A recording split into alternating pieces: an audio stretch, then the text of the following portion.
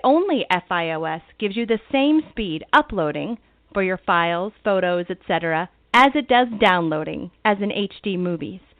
Cable cannot offer you this, only FiOS. So go ahead, Audible make a is very offering smart our choice listeners with a free Verizon audiobook of your FiOS. choice and a free 30-day trial membership. Just go to audibletrial.com/late-night-parents and choose from over 180,000 audio programs. Download a title free and start listening. It's that easy. Go to audibletrial.com/late-night-parents. That's audibletrial.com/late-night-parents and get started today. Why Audible?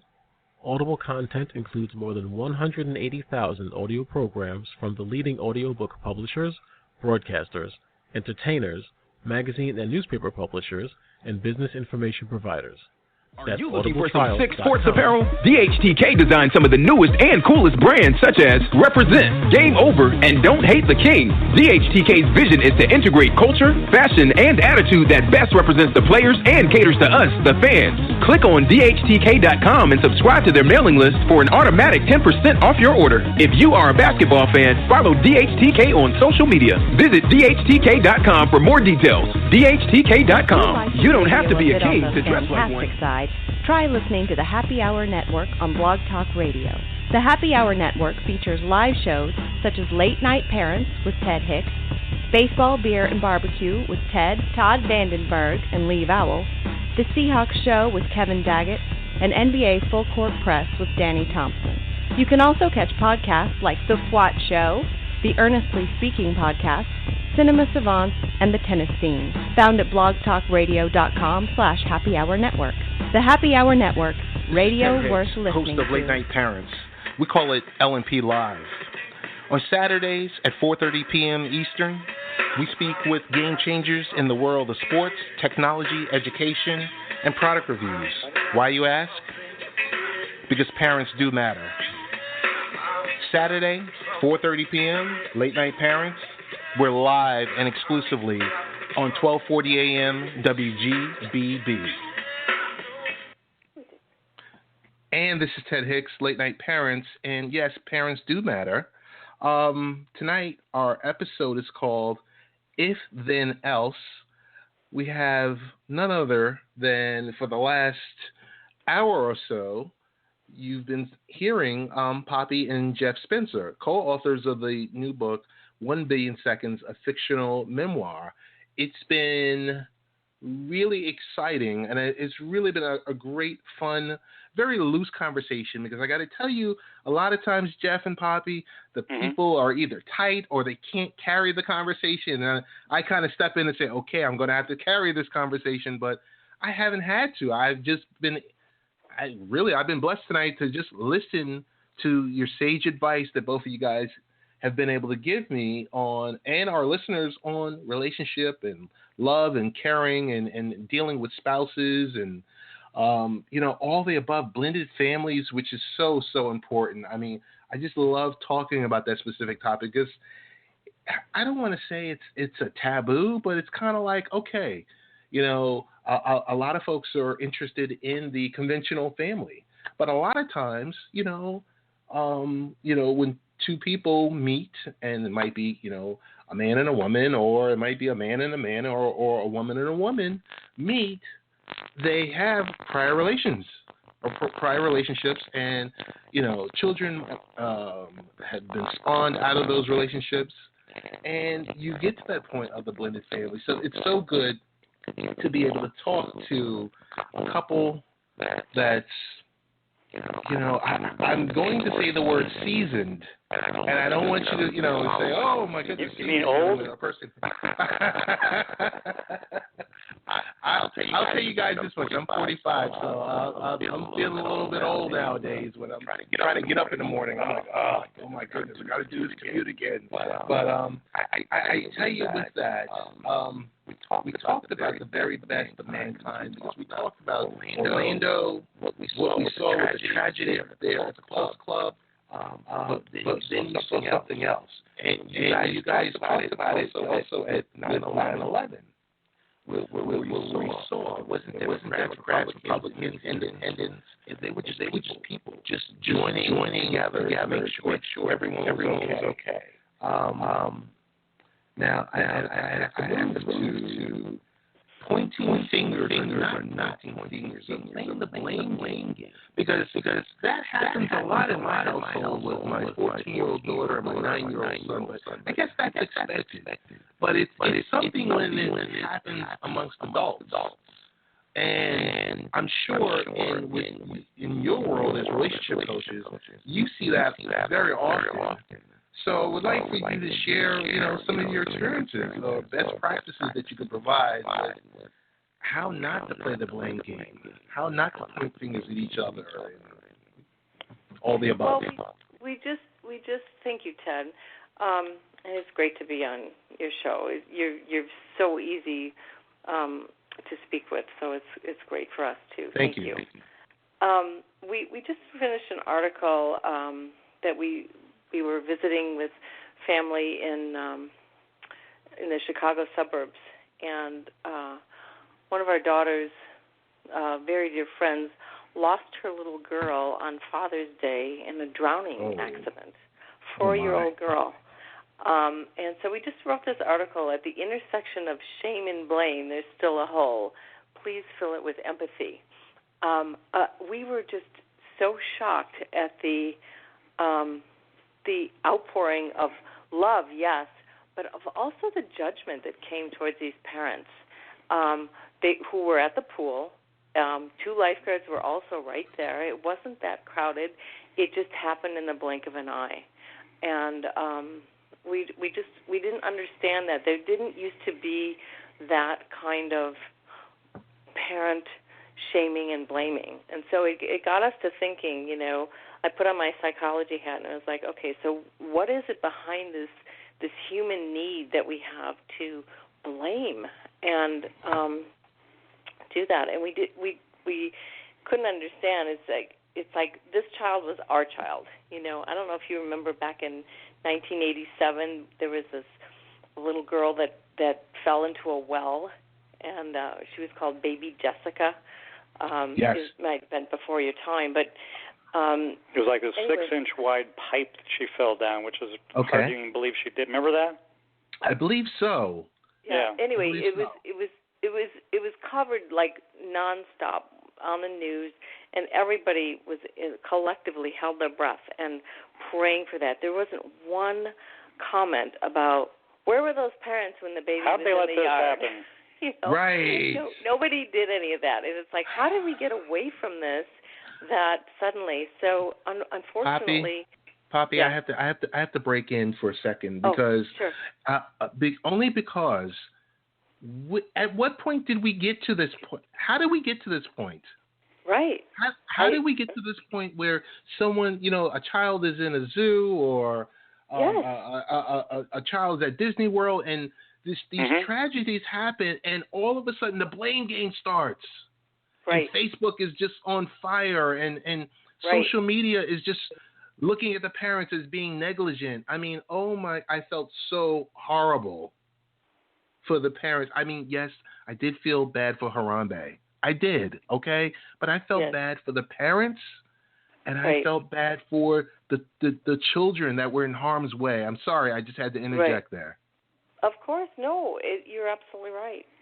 And I think, a few days ago we had this freak accident here in Sarasota at our local gun range. This faith-based family father took his 3 kids to the gun range, and as he's firing the gun, one of the shell casings landed in his shirt, and it was burning, right? Oh. So he took his right hand, with the gun in it.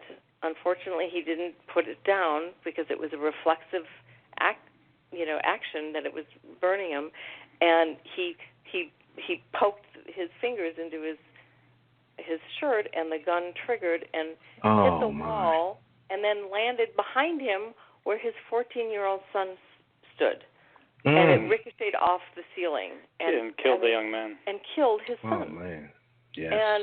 And so it's just like it's just it's rocked our community here. This is a horrible, tragic thing, and so many people on social media are pointing fingers and everything else. And so that's why we wanted to find out, what happened. And I think, and a lot of times it's moms, but it's dads too. I mean, I even knew that as a mom of 4 kids that mothers are quick to blame and judge, and I don't know why that is, but they do.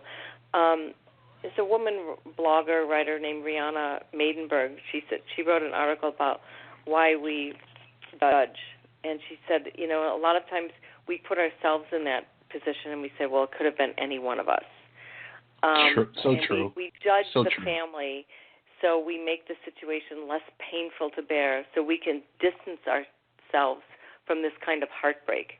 And I think that is in the core of it, in our human defense mechanisms. I think that's the core of why people shame and blame. It protects our ego, Ted. Yeah.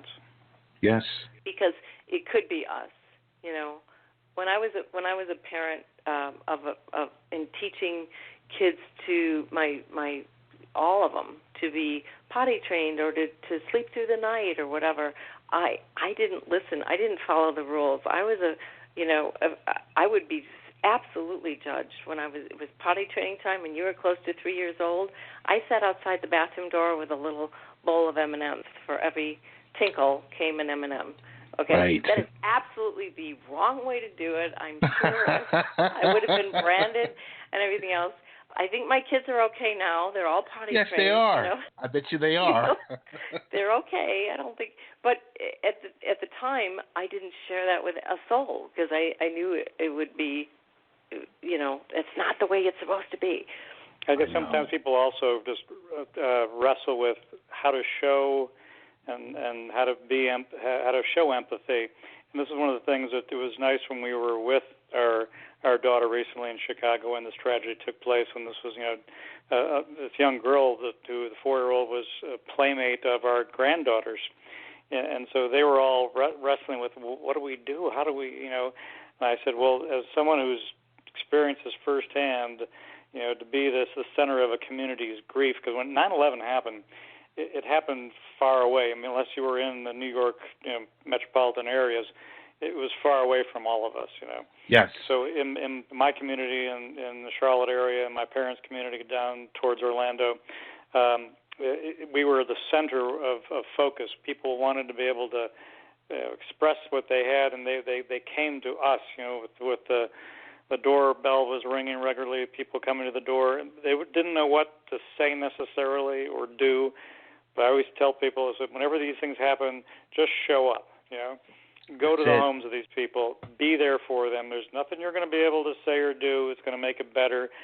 Showing up is what makes it better. Be there for them, just to talk. It's some piece of normalcy. And sometimes not even talk. Just stay there with wordless tears streaming down your face. Long hugs and lots of tears, Mike. That's all that takes place. But you have to just be. Being alone is often the far worst thing. You want to be surrounded by friends and family, and I remember opening the door so many times and seeing these blank stares from friends and neighbors, and I'd just say, I know you don't know what to say, just come on in, thank you for coming, and accept the food offering, whatever they brought, and it was this is probably the very best of mankind things, Ted. That was, we all have the capacity for that, and it's so much better to reach for that than it is to reach for blames and shames, because these people have already, like any of these people we've talked about, the poor families at Disney with the alligator and taking the child, the Nebraska family, these people are just tortured to no end. Yes.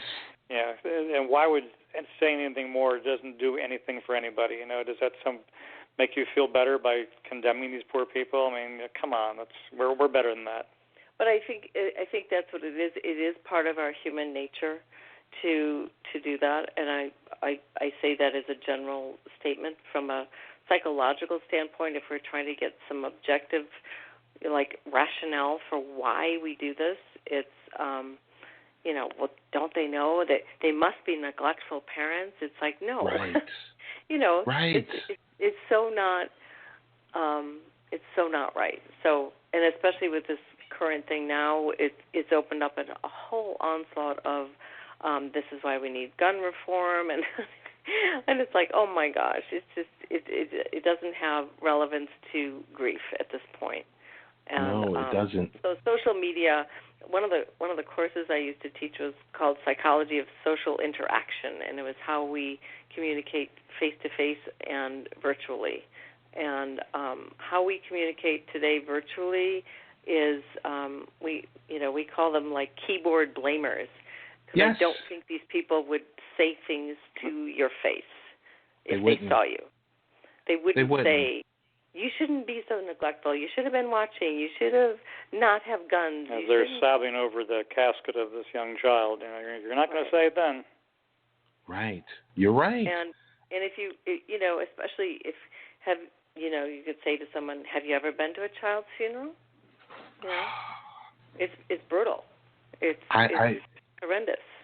Poppy, I've got to jump in here and say I've never been to one, and I never want to go to one. Mm-mm. Of course. Oh. So Truthfully. anyway, so I think what I don't know what the answer is. I can't be the we can't be the ones to say that. Only that we can just keep beating the drum of empathy and compassion and love and part of it is not engaging too, Ted. Don't read them. Don't react to them. Don't give them the audience. That's unfortunately the world of media we have gives the audience and to just about anybody who wants to have a voice can be given a platform. Right. And so just keep surrounding them with more love. I mean, I don't. Any of these tragic things could have been our kids, as parents, I just want to briefly tell the story of. So I was at Van Heusen, and it's on Long Island in Carl Place. So what happened was I took my son, and I think at the time he was maybe 4, maybe 3 or 4, and he was still pretty goofy. So we're in the store, and I'm going through the shirts and looking at the polos, and I blink my eyes, and I don't see him. Mm-hmm. And I tell this story because almost a similar story happened with my daughter and Foot Locker, where he went under the aisle. He went under a clothes rack. Sure. I lost my mind. I told Geoff, Poppy, I lost my mind and started screaming code red, ready for everyone to lock the store down. And then I saw my son, snickering under there. I'm like, oh my goodness. And I can only imagine how some of those parents, because they don't have a good story like we have, a good ending. Right. Where we're like, where you pull your son or your daughter to the side and say, hey, you can't do this because this is the reason why you shouldn't do this.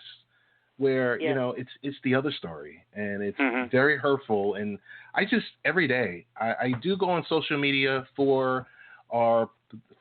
primarily for the podcast and for the radio show. I go on there and I check some of the comments.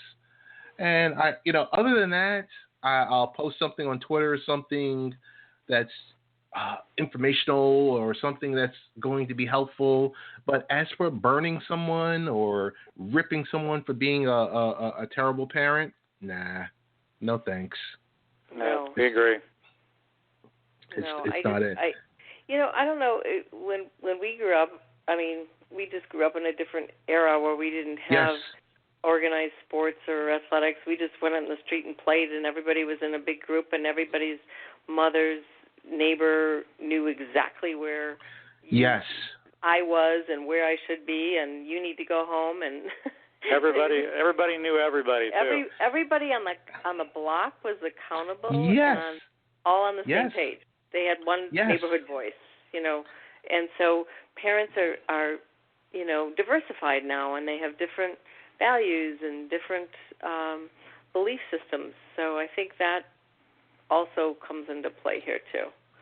Poppy, I and Geoff, I don't want to sound like I said, I don't want to sound like the person from old school, the old fogey. But yes, I remember being on the block and growing up in Queens, and everyone on the block was your mother. Yes, and everyone could tell you, hey, Ted, what are you doing right now? You know you shouldn't be doing that because, hey, I have your mother's phone number. You know what? I'm going to call her and let her know. Mm-hmm. Yeah. And that worked. That worked, where nowadays you have, I mean, I look at the certain situations where the person's like, well, that's not my child. Oh, all I care about is my child. Yeah. When did we get to this point? That's what troubles me so much, that we are at that point, and it's only going to get worse. I think technology is part of it. I think because we have removed ourselves from so much face-to-face, and by the way, even talking on the phone or talking on the podcast is much better than just certainly text or email messages. Yes. I think we've detached so much from our personal, personal relationships that we've lost that edge. We've lost that edge to be real people with one another. And children knowing how to talk to each other and play with each other. They're all, so many of these kids, especially as teenagers, they all are looking down at their phones. That's all they do. Yes. Oh my goodness.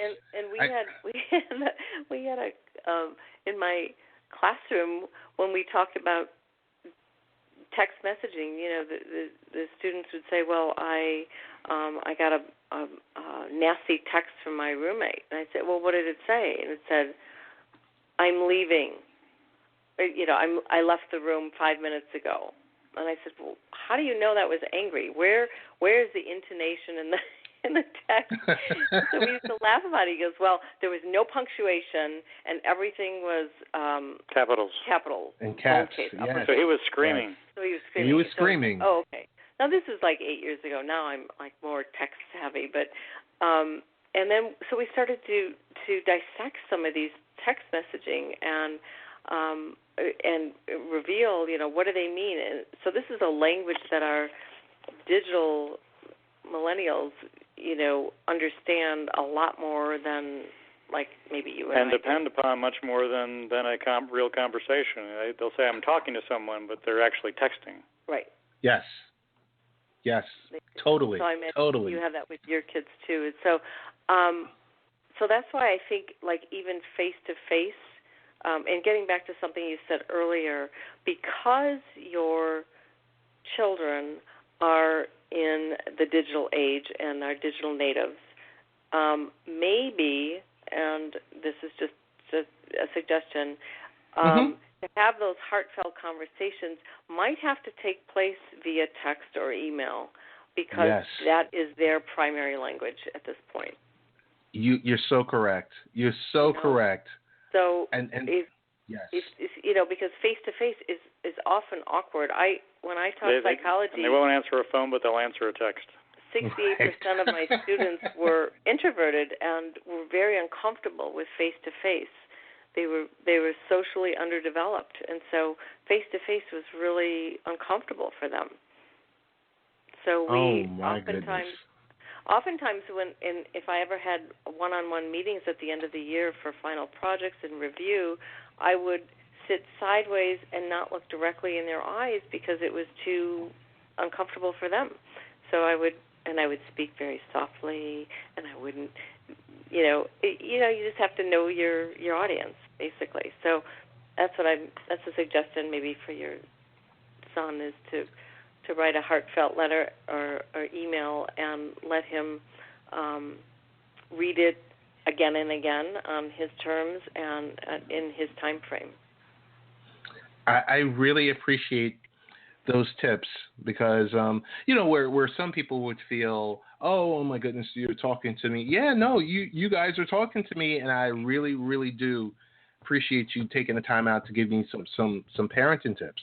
I do want to thank you guys because, number one, if there wasn't reason to buy 1 Billion Seconds, a fictional memoir, you basically explained it tonight, the reason why I have to go out and support this book. And I mean, you guys were awesome. The one question I always ask our guests just before the podcast or the radio show ends, if our listeners wanted to get in touch with you, wanted to find out about the book, your website, your web presence, or even if they wanted to even, set up an appointment, what would be the best practice? How would they get in contact with you?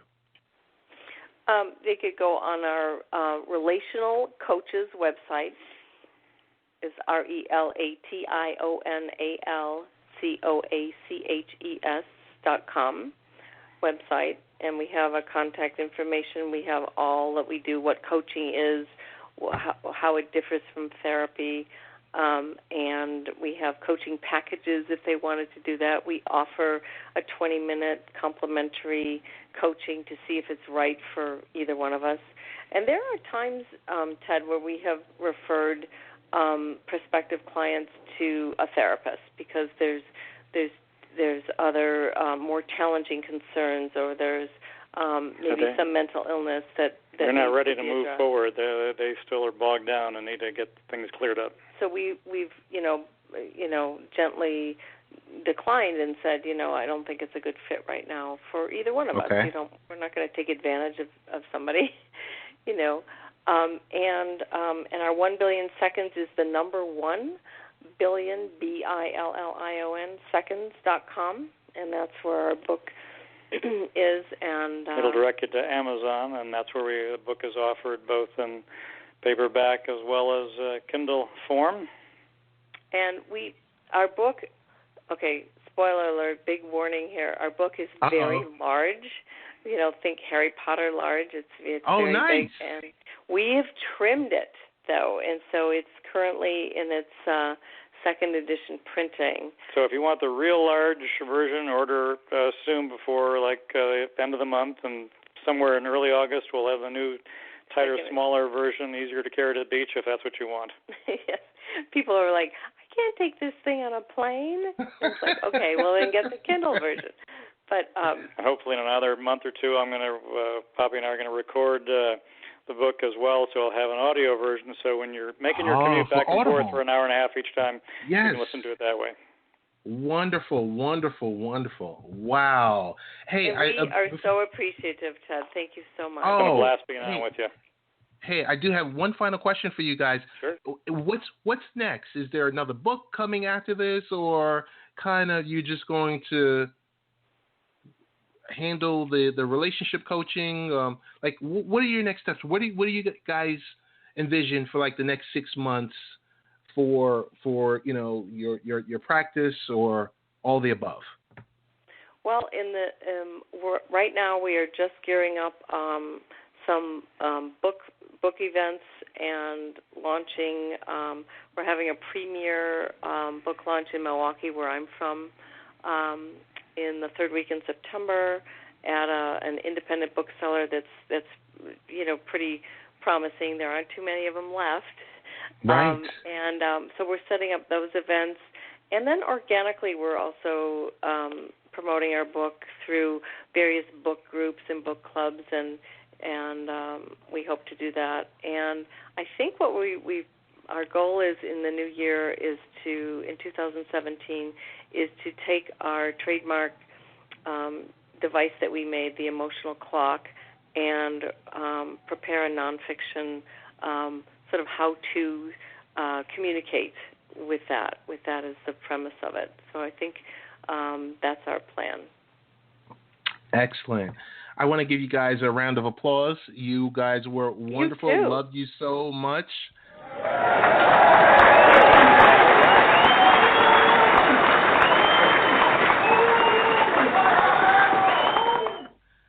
Thank you so much. I love it. Thank you guys so much. Love you. And if you guys ever need anything, if Late Night Parents or I can help, or in any way, or if you guys find yourself coming to the New York area, we are. Please. We are going to come. We were thinking of coming in either end of August or September. So we're going to definitely. Please reach out. Please reach out. thank you guys so much. Geoff and Poppy Spencer, co-authors of the book 1 Billion Seconds, a fictional memoir. Guys, thank you so much. I appreciate you. Thank you, Ted. All blessings. Good luck on that drive home. All right. Thank you. See ya. Bye.